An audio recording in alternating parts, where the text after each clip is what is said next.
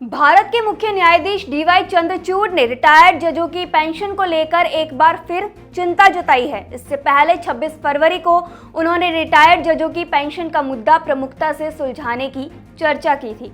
उस समय supreme court में सीजेआई की अगुवाई में जिला जजों की ओर से दाखिल याचिकाओं पर सुनवाई चल रही थी। तब सीजेआई ने कहा था कि जिला न्यायिक अधिकारियों को 20 से 30 साल की सेवा देने के बाद कितनी कम पेंशन मिलती है। इस दौरान उन्होंने केंद्र से इस मुद्दे का न्याय संगत समाधान तलाशने को कहा। इससे पहले सुप्रीम कोर्ट को बताया गया कि रिटायर्ड जिला न्यायिक अधिकारियों को 19 से 20 हजार रुपए की पेंशन मिल रही है। सुप्रीम कोर्ट ने गुरुवार को रिटायर्ड हाईकोर्ट के न्यायाधीशों को मिलने वाली 15,000 रुपए से 25,000 रुपए के बीच की मामूली पेंशन पर चिंता जताते हुए कहा कि इस कैटेगरी में खासकर वो जज जिन्हें डिस्ट्रिक्ट कोर्ट में अपनी पूरी जिंदगी बिताने के बाद हाई कोर्ट के जस्टिस के रूप में प्रमोशन मिलता है, रिटायरमेंट के बाद उनका काम कैसे चलेगा। ये चिंताएं सीजेआई चंद्रचूड़ और जस्टिस जेबी पारदीवाला और जस्टिस मनोज मिश्रा की पीठ ने तब जताई जब एमिकस क्यूरी के परमेश्वर ने जिला न्यायाधीशों की पेंशन से संबंधित मुद्दों के शीघ्र समाधान की मांग की, जो एचसी न्यायाधीशों के रूप में नियुक्त होते हैं। न्याय मित्र जिला न्यायाधीशों की गरिमा के अनुरूप उनकी पेंशन में बढ़ोतरी की वकालत कर रहे थे। इस दौरान बेंच ने कहा, रिटायर्ड जजों की लंबी सेवा के बाद 19 से 20 हजार रुपए की पेंशन मिल रही है, उनका गुजारा कैसे होगा। ये ऐसा पद है जहां आप कुछ कर पाने की स्थिति में नहीं हैं।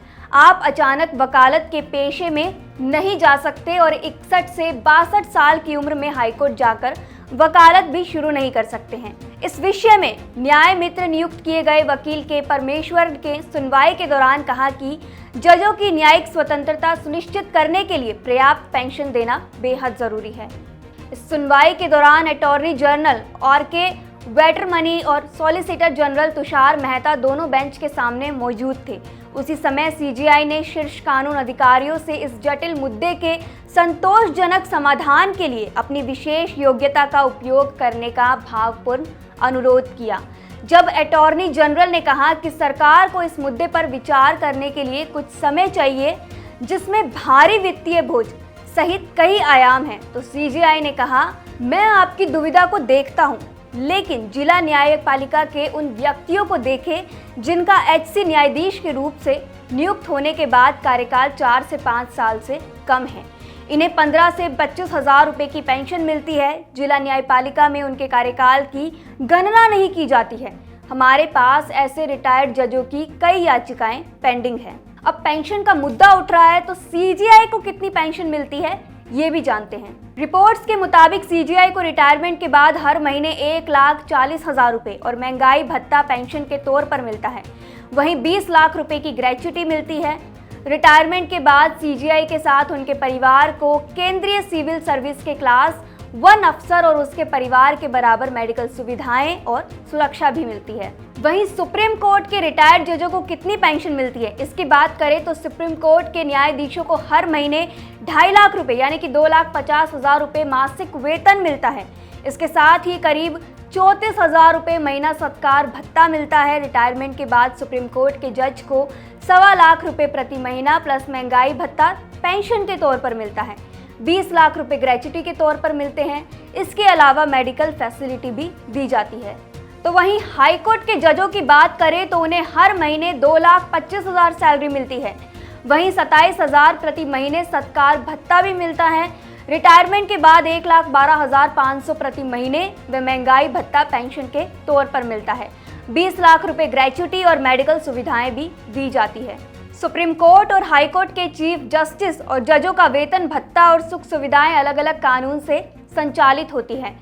सुप्रीम कोर्ट की बात करें तो सीजेआई और जजों की सैलरी भत्ते जैसी चीजें सुप्रीम कोर्ट जजेस यानी कि salaries and conditions of service act 1958 के जरिए निर्धारित होती है, जबकि हाई कोर्ट के चीफ जस्टिस और जजों का वेतन भत्ता हाई कोर्ट जजेस यानी कि salaries and conditions of service act 1954 के जरिए तय होता है।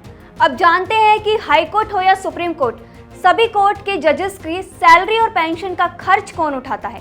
भारत सरकार के न्याय विभाग के मुताबिक जब भी सुप्रीम कोर्ट या हाई कोर्ट के जजों की सैलरी या भत्ता बढ़ाने की बात आती है तो इन कानून में संशोधन करना पड़ता है।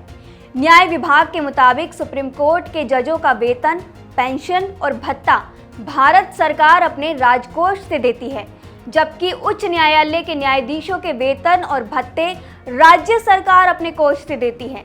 इनके पेंशन का खर्च भारत सरकार वहन करती है। इसी वजह से सीजेआई चंद्रचूड़ ने अटॉर्नी जनरल और सॉलिसिटर जनरल दोनों को उनकी क्षमताओं को ध्यान में रखते हुए बस 15 से 20 हजार रुपये पेंशन पाने वाले जजों की चिंता और दर्द को महसूस करने की इमोशनल बात कही है। हालांकि आप सीजेआई की इस बात से कितने सहमत है? क्या आपको क्या लगता है इस पूरे मामले में कि जजों को जो पेंशन दी जाती है 15 से 20 हजार रुपये, क्या उतना काफ़ी होगा? उतने में उनका गुजारा भत्ता करना कितना मुमकिन है? हमें अपनी राय कमेंट सेक्शन में ज़रूर बताएं।